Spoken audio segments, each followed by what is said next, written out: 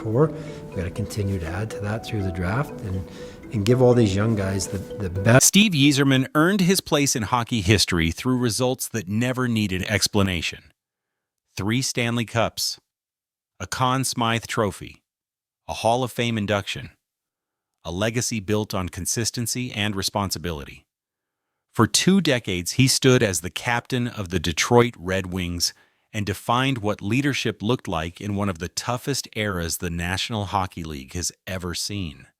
What made his story remarkable is the contrast between his quiet personality and the battles he endured. Yzerman carried himself with humility and patience, yet he never forgot the opponents who tried to break him.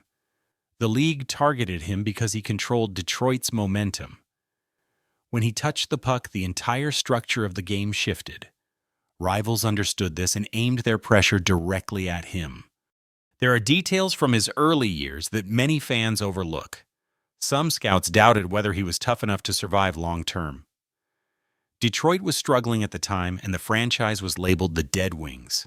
Opponents sensed vulnerability and used every opportunity to hit him, disrupt him, and test his endurance. They believed that if they could limit his influence, they could control the Red Wings. Yzerman answered by adjusting his game. He reduced risks. He refined his decision-making. He played through pain that would have sidelined others.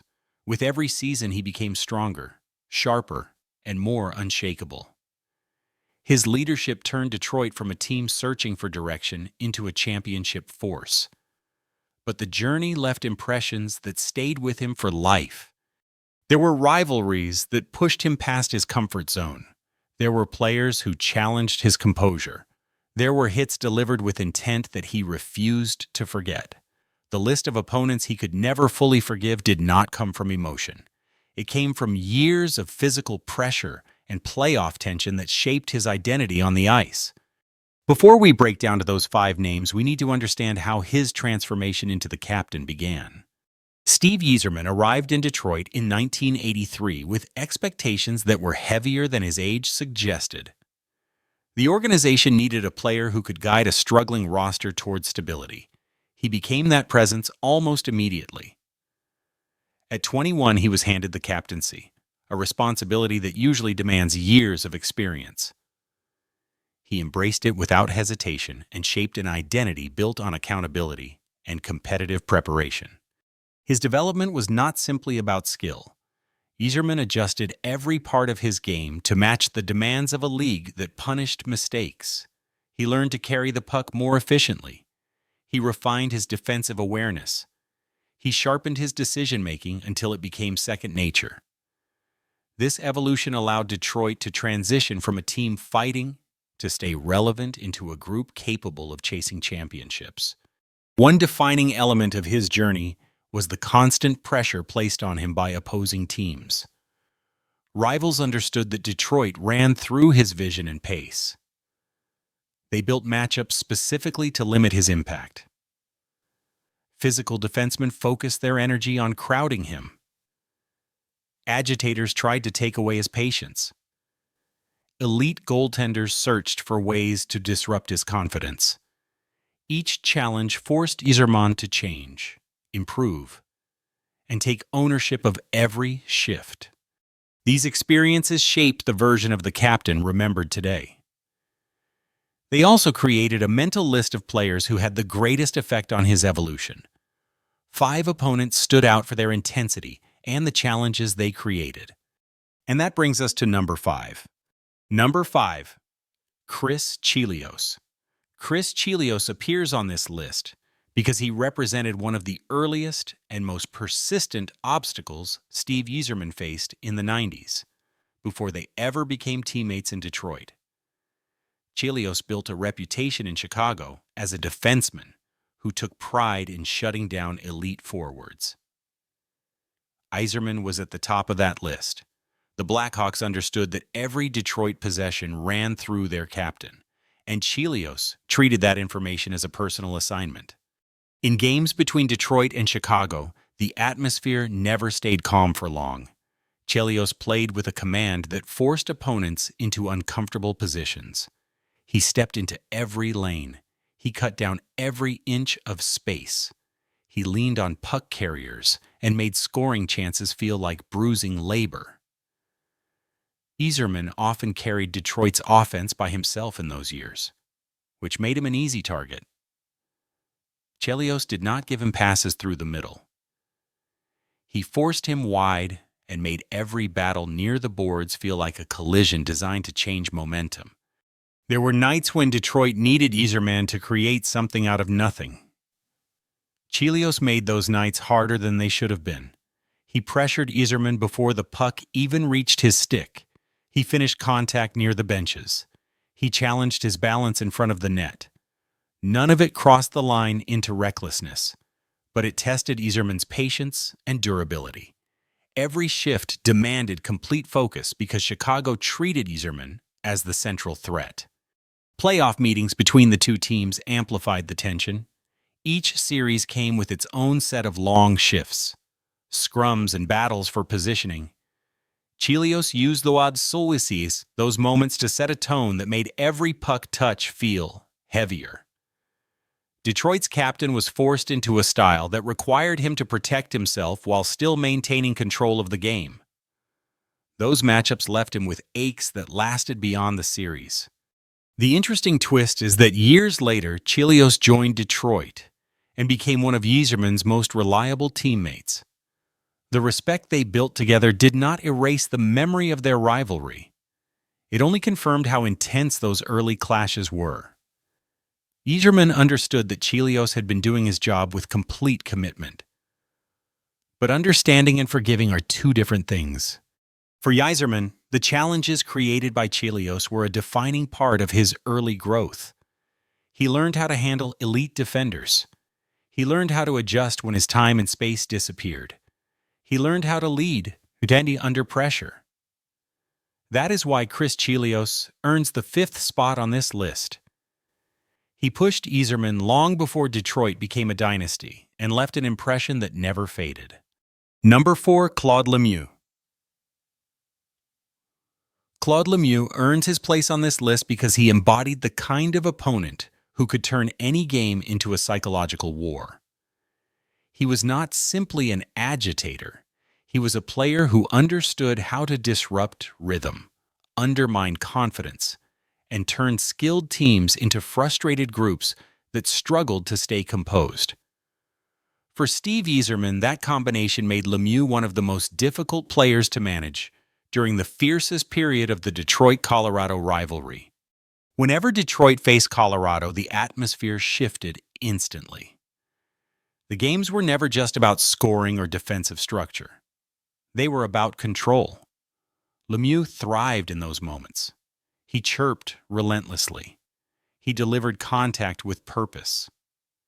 He attacked timing more than bodies, which often frustrated opponents even more. Yzerman, who valued patience and order, found himself dealing with repeated attempts to break the focus that made him an elite captain. Lemieux targeted Detroit's leaders because he knew that breaking their discipline would break the team's identity. He tried to drag games into chaos. He poked at boundaries. He tested referees to see how much he could push for a player like Yzerman, who built his game on clean structure and calculated decisions. This approach created a unique kind of pressure. Every shift demanded restraint. Every retaliation risked hurting the team. Every interaction with Lemieux carried the possibility of a spark that could change the direction of a series. The rivalry reached its peak in the mid and late 90s. Playoff rounds became showcases of intensity that fans still discuss today. Detroit and Colorado entered each meeting with months of tension already built.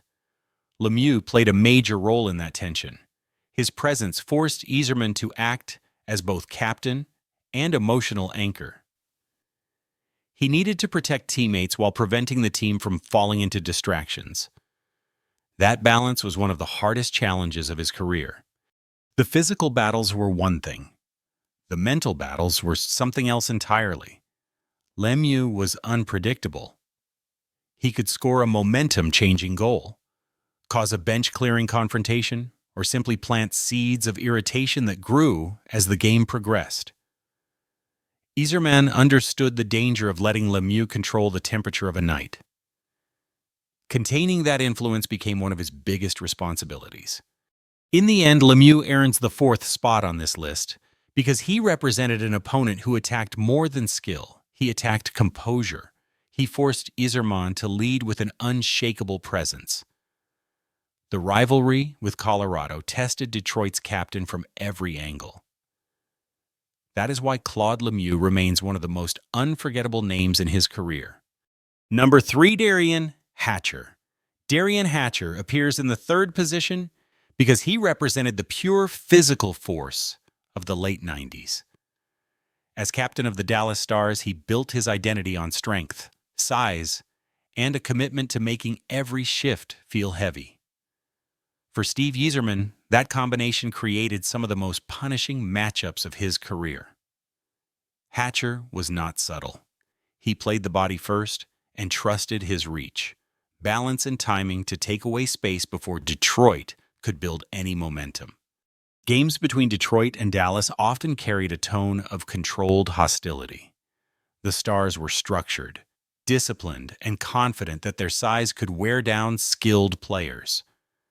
Hatcher delivered the front line of that strategy.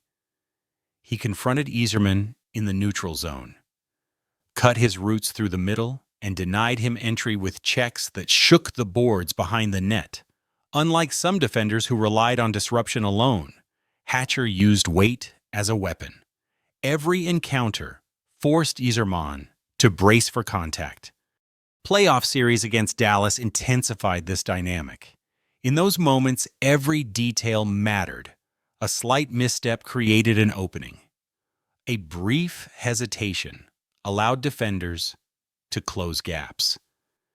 Hatcher used these margins to turn shifts into demanding tests. He targeted Yzerman at kickoffs, battled for positioning around the crease, and finished every contest with a level of physicality that left both players marked. Yzerman played through knee troubles during this period, which made each collision even more draining. What made Hatcher such a memorable opponent was his ability to neutralize rhythm. Yzerman's game relied on reading pressure and adjusting speed. Hatcher erased those options. His size limited passing lanes. His angles forced Yzerman into areas where Dallas could collapse. It was a strategic challenge that demanded more than skill. It required resilience and a willingness to take punishment without losing control of the puck or the team's composure. Even when Detroit found success, Hatcher influenced the shape of every game plan. Coaches emphasized awareness around him. Teammates supported Yzerman when shifts grew too taxing. The effort needed to navigate Hatcher's presence created a mental and physical burden that few defenders in the league could replicate. Yzerman respected the challenge, but also recognized the toll it took. Derian Hatcher stands at number 3 because he represented a style of hockey built to test a player's core. He forced Yzerman to adjust his pace, change his approach, and play through pain. Those battles shaped Detroit's captain and left memories he carried throughout his career. Number 2, Chris Pronger. Chris Pronger earns the 2nd position because he represented one of the most overwhelming challenges Steve Yzerman ever faced. With his height, long reach, and imposing presence, Pronger controlled games in ways few defensemen could match. When Detroit met St. Louis in the late 90s, the matchups between Yzerman and Pronger became defining moments of those series. Every shift demanded toughness, patience, and a willingness to take punishment simply to maintain possession. Pronger was not reckless. His style was calculated. He used his size to force forwards into difficult choices. He controlled gaps with an authority that reduced time and space to almost nothing for a player like Yzerman, who relied on timing and puck control. This created a constant strain. When he carried the puck through the neutral zone, Pronger shadowed his movement. When he tried to set up plays along the wall, Pronger applied pressure that made every motion deliberate and every decision costly. The physical aspect of their rivalry was unmistakable. Pronger finished checks with force. He used his stick to disrupt plays at the last second. He made puck retrievals in the corner feel like collisions rather than transitions. Yzerman played through chronic knee issues during this period, and facing Pronger only magnified the difficulty. Every shift against St. Louis demanded a level of grit that went beyond routine competition. What set Pronger apart was his control of pace. He slowed games when it benefited the Blues and accelerated defensive pressure when Detroit tried to gain momentum. His reach cut passing lanes. His body positioning funneled Yzerman into traffic where support disappeared. Even Detroit's structured systems found it difficult to break free when Pronger dictated the flow. Playoff meetings intensified everything. The weight of each shift grew heavier. The margin for error shrank. Pronger delivered a level of consistency that challenged Yzerman to find new solutions. He needed to distribute the puck faster. He needed to avoid extended battles along the boards. He needed to scan the ice earlier to stay one step ahead. The respect between the two players grew with each encounter, but the rivalry also carried bruises that lasted long after the final buzzer. Chris Pronger stands at number 2 because he tested every layer of Yzerman's game: skill, patience, durability, decision-making under pressure. Pronger forced Detroit's captain to elevate all of it, and that is why Yzerman never forgot the challenge he represented. Number 1, Patrick Roy. Patrick Roy takes the top position because no opponent challenged Steve Yzerman's resolve from more angles or with more intensity. Their rivalry was not limited to goals and saves. It involved emotion, pressure, and the collision of two teams that defined an entire era of hockey. When Detroit met Colorado, every inch of ice mattered. At the center of Colorado's identity stood Roy, a goaltender whose competitiveness matched the fire of the Red Wings captain. Roy was unique because he influenced the game far beyond the crease. He controlled momentum with confidence and presence. When Detroit pushed the pace, he responded with saves that stunned arenas. When a game needed emotion, he supplied it. Yzerman recognized this immediately. Roy made every scoring chance feel heavier. He demanded near-perfect execution. A routine shot became a moment of psychological tension because Roy had a talent for changing the energy of the night.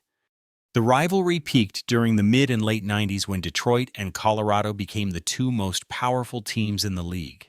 They collided in playoff series that were remembered for intensity that tested the limits of both teams.